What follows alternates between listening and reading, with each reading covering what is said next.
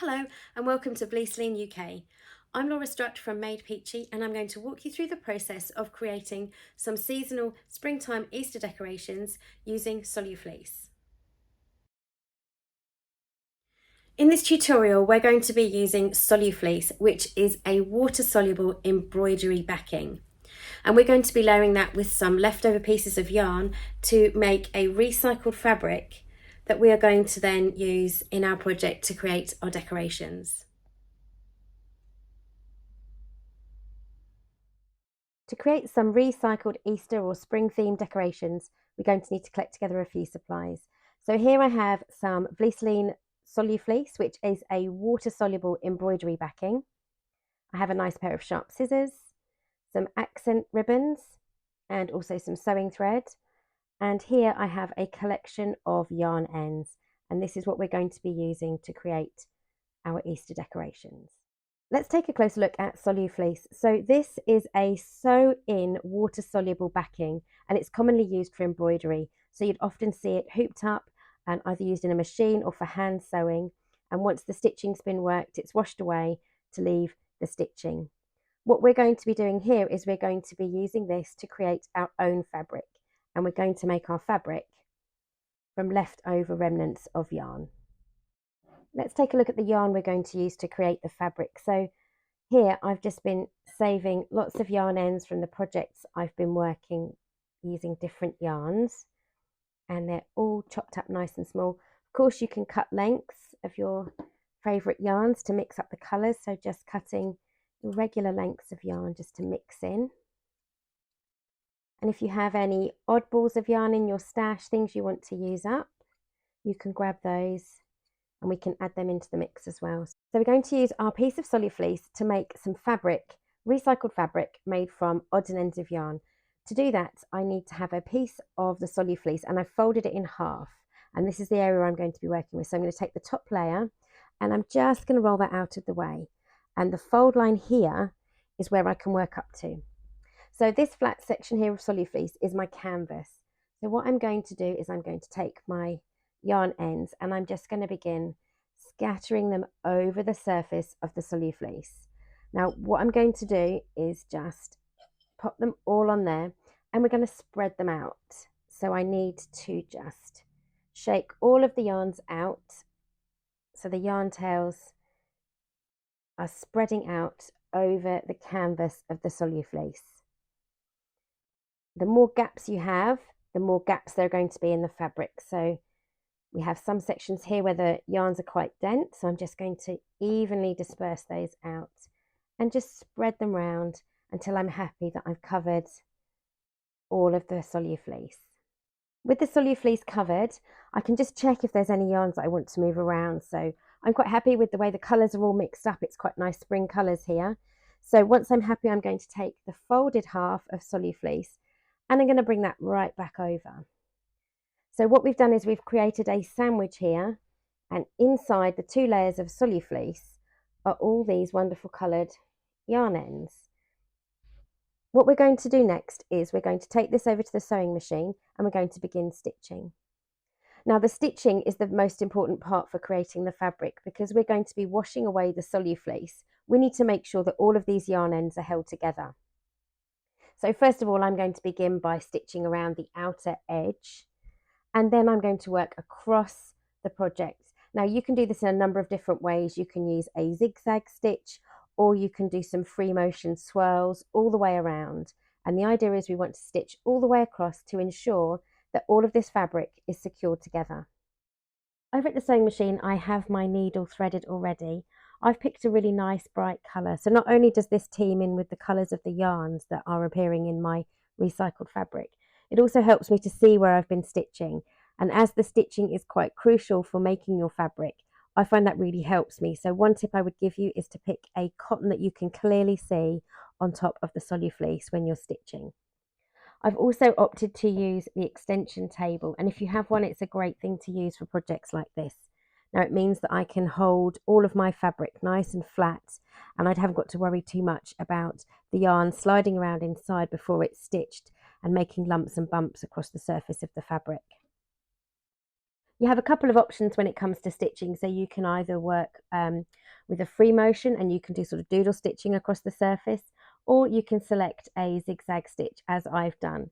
So I'm going to carefully bring the fabric and Solufleece under the machine here, and I'm going to work by stitching around the outer edge.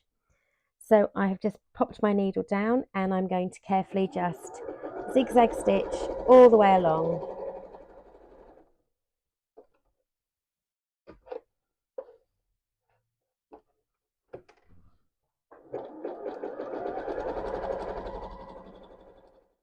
So once we've stitched around the edge, what we have created is a pocket full of yarn ends.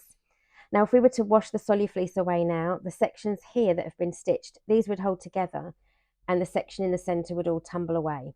So it's not quite a fabric yet. Now, what we're going to be doing to hold all of these elements together is we're going to repeat the stitching. So you can either use a free motion stitch across the whole surface, or you can work backwards and forwards in rows or diagonal lines to create the locking threads that are going to hold all of these yarn ends together to make a fabric. Of course, the principle for making this recycled fabric is the same whether you're using offcuts of yarn, as I've got here, or if you're using selvages or pieces of fabric. So the same principle, you would layer your base of Solufleece and you'd put on top either selvages, fabric offcuts, bits of embroidery floss, anything that you like. Layer on a second piece of Solufleece and you're going to be using locking stitches to first create a pouch and then to stitch across the surface to hold the recycled fabric together. So we're going to be covering all of this surface in stitching. I've chosen to do a grid with the zigzag stitch, but you can also use a free motion and doodle stitch. Now, the most important thing to remember is we need a consecutive line of stitching. If we're working in single rows here, once we wash away the Solufleece, it's not going to maintain the integrity of the fabric. So what I'm doing is I'm stitching for a portion and I'm just going to keep repositioning the work, turning it, stitching and repositioning, and this is allowing me to work in continuous lines of stitching. In doing so, it's going to all hold together nicely around these lines of stitching when we wash away the Solufleece. Once all the stitching has been done, so we've either used a zigzag stitch or a free motion stitch, and the whole area of the Solufleece has been covered, the recycled fabric is actually ready to use. So we have two options here. If you wanted to make this into, for example, a bag panel or an accent piece, you could simply put this in to soak in water now. That would remove the Solufleece and you would be left with your fabric. Because I'm going to be going on to make some decorations, I'm actually going to be using it as a part of my construction and I'm going to be treating this as my fabric. So I'm going to be making some Easter shapes. I have got a template here and I'm just going to carefully pop it in place and just mark round the outer edge. And all this is doing is it's just giving me a guide for creating my Easter decorations. So you can draw these freehand or you can use a template like I've just done. So here I've just drawn out a quick Easter shape. And what I'm going to do is I'm going to take this back to the sewing machine and I'm going to stitch all the way around in a consecutive line of stitching.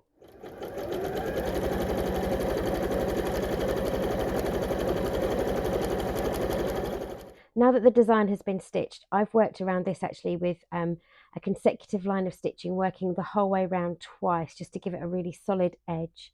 So the next step is we're going to be washing away the Solufleece to reveal our finished recycled fabric springtime decoration.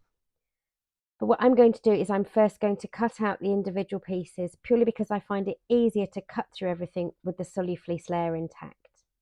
So before I take it to a nice water bath to wash away the Solufleece, I'm just going to carefully snip around each of the designs in turn. And I'm going to trim away the excess. I want to be really careful here that I'm not cutting into the stitching on the motif, as that's the outside border. So I'm just cutting around the shape, ready to pop it in some water to wash away the Solufleece. So once cut out, we've got our motifs ready to pop in some water so we can dissolve the Solufleece. And then you're of course left with a selection of offcuts. Now there's no reason why you can't pop these back onto another layer of Solufleece, add some more elements in, and make a secondary portion of recycled fabric. So here I've got a bowl of cool water, and this is what I'm going to use to wash away the Solufleece. So I've got the stitched motifs here made from the recycled fabric. I'm just going to pop them into the water in turn and allow them to soak in the water, and that's going to dissolve the Solufleece. Now we don't really need to agitate it too much because it washes away nice and clear, but it is quite tempting just to keep moving them around just to make sure all of the Solufleece has been washed away. Once all the motifs are dry, we can go ahead and add some hanging loops. So I've done this by simply cutting a small length of ribbon and gluing it securely onto the back.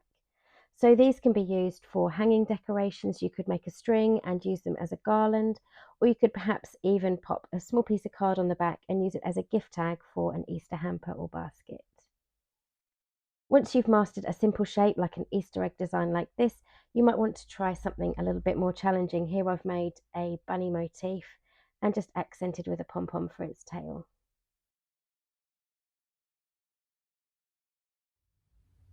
Thank you so much for joining me today to make our springtime Easter decorations.